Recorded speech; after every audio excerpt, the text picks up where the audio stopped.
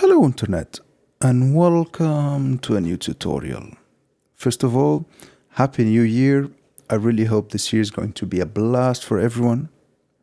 Now, I've decided to start this year with something simple yet really special. Something that we're going to make on the Behringer Neutron, and we're going to use its unique character to make the sound. But that doesn't mean that we cannot replicate the same sound on, let's say, VCV rack or other software synthesizers, as long as we can make the same patching that we're going to make today with the Behringer Neutron. So the sound is inspired by those 1/16 random ARPs, where we have a bunch of parameters getting modulated with random parameters, and by the Squelch. What do I mean by that? Well, let's start patching and you'll get my idea. So first of all, what I'm going to do, I'll bypass the overdrive circuit as the usual. So VCF to VCA, and now we have nothing but the raw oscillator. I'm going to choose a saw wave, just like so. And always check the tuning of the synthesizer, because the Neutron is really not stable, but that's one of the things that makes it so special.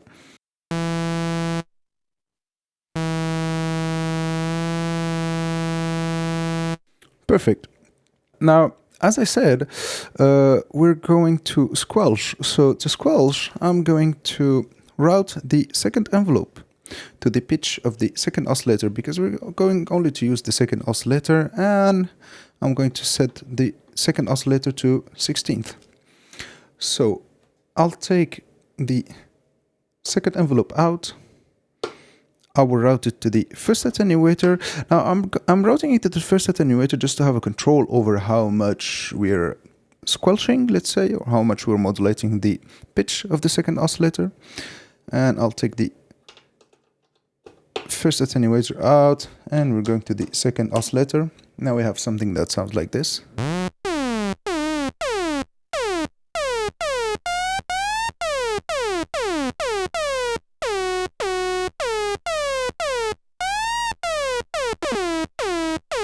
I'm going to leave the envelope the way it is for now. You know, attack on 0, we have some decay, some sustain, you know, almost like 12 o'clock, and no release. And by the way, for the amp envelope, I'm going to leave it on attack 0, decay sustain maximum, and no release, because as the usual, I'm going to use an arpeggiator with a random gate to give it some groove. Anyways, now we have our simple squelch. So now what we're going to do, as I said, it's an ARP with a bunch of random stuff, getting modulated with random stuff. And in that case, the random stuff is the sample and hold. The first thing I need to do is to sync it to our clock. And as I've made with the other videos, I'm just going to route the MIDI gate to the sample and hold clock.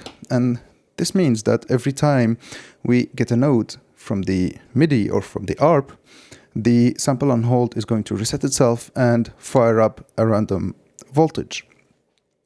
Now, what I'm going to do, I'll send the sample and hold out to the multiplier. Why? Because I need it to modulate several stuff at a time. So the first thing that the sample and hold is going to modulate, it's going to be the shape of the oscillator. And for this, I'm going to send from the first multiplier to the shape of the second oscillator. Now, if I'll send an ARP, like so, listen to what we'll get. Okay, I forgot to turn on the ARP. Check this out now.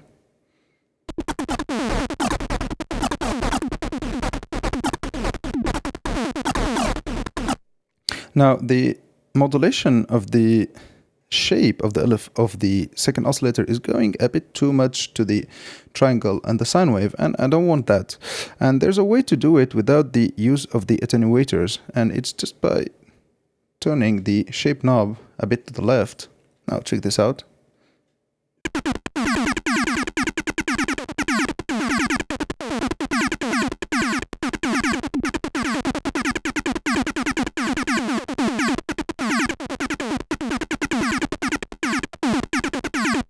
Perfect. Now we're getting mostly square and this kind of super square thing and the saw. Anyways, now what we're going to do, we're going to set the filter to bandpass, like so. Crank that resonance a bit. And now we're going to play with it manually to see what we already have.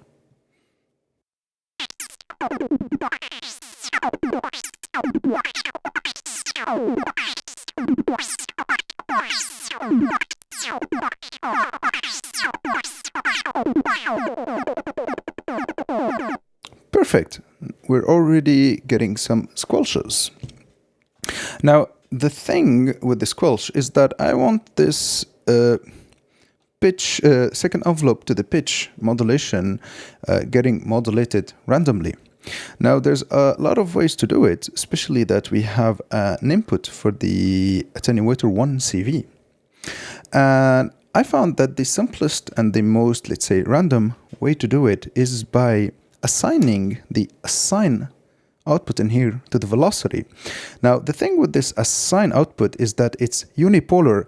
So basically, the voltage which is coming out from the assign is from 0 to 5 voltage. Basically, only positive voltage, unlike the sample and hold, which will fire up positive and negative voltage, basically bipolar. So now what I'm going to do, I'll just take the second assign.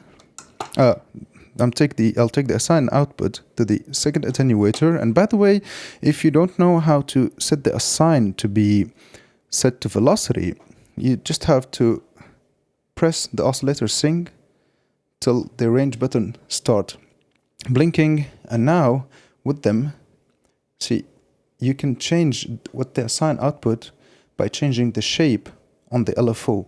So as far as I can recall, the first one with the oscillator 1 volt per octave, oscillator 2 volt per octave, velocity, I think that was aftertouch, and mod wheel, or mod wheel and aftertouch. Anyways, we want it to be on the ramp down, just like so. And now I'm just going to press on oscillator sync again. Now we're sure that it's the velocity coming out from the assign. And what I'm going to do, I'll take the second attenuator out and I'm going to make it modulate the first attenuator, CV. So now when I'll play my ARP and I'll dial some values, listen to what we'll get. First of all, I'll turn the velocity randomizer. There's a velocity randomizer plugin inside of Ableton Live. Again, if you want me to show you all of that, I can make a tutorial, just leave a comment below. So anyways, let's listen to what we'll get now.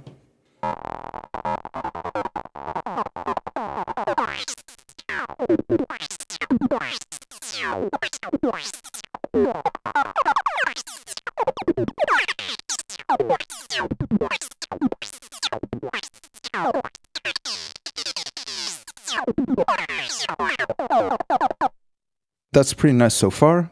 Now, to make it a bit, again, more special, and you know, this is where we're going to use the special character of the neutron to create the sound. I'm going to make the LFO modulate the pulse width of the second oscillator.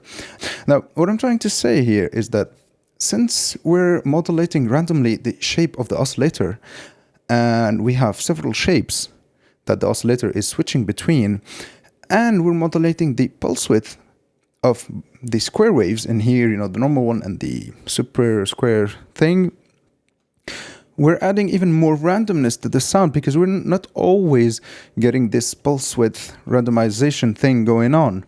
I hope that makes sense. And to give it a bit like another touch of randomness, what I'm going to do, I'll just take the second multiplier in here, basically the sample and hold in here, and I'll just make it modulate the LFO rate. So we'll get even more randomness, like even the pulse width is going to get randomized. So I'll set the rate to somewhere in the middle for now, and I'll leave the shape to a square wave. And now if I'll fire up my ARP, listen to what we'll get.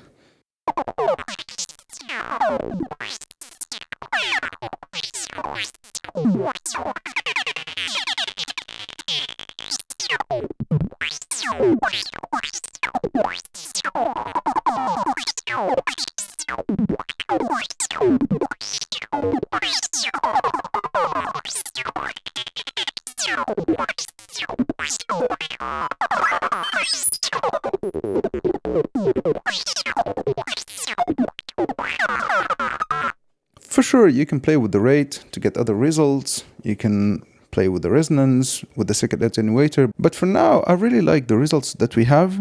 And by the way, I didn't mention, but I'm going to leave the filter to get modulated by hand because we have, as you've heard, we have this kind of sweet spot in here. And I prefer that we modulate it manually. For sure, we can modulate it with other stuff. And if you have other Euro gear, you can, get other modulators in the game, but for now I like it like so. So just what I'm going to do is I'll give it some delay and let's hear what we have now with the kick and bass.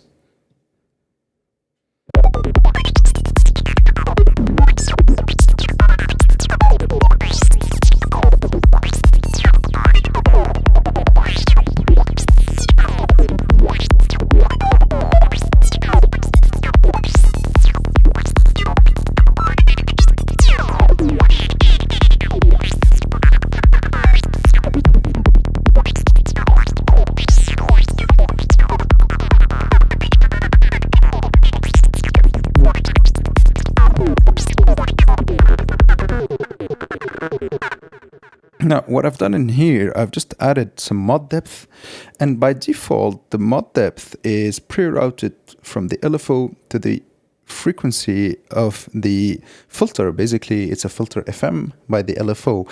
And as we're randomly modulating the rate, it's adding, again, more randomness to the sound. So without the kick and bass, it sounds like this.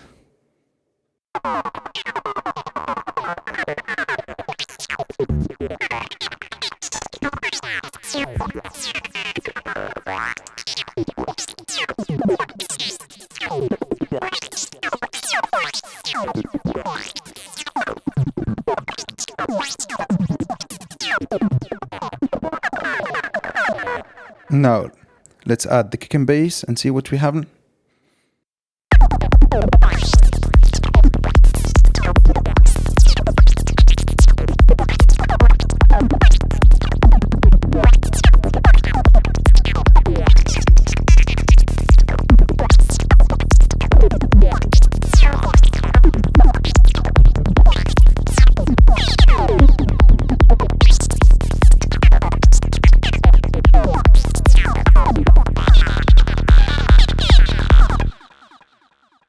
And with this is the end of our tutorial.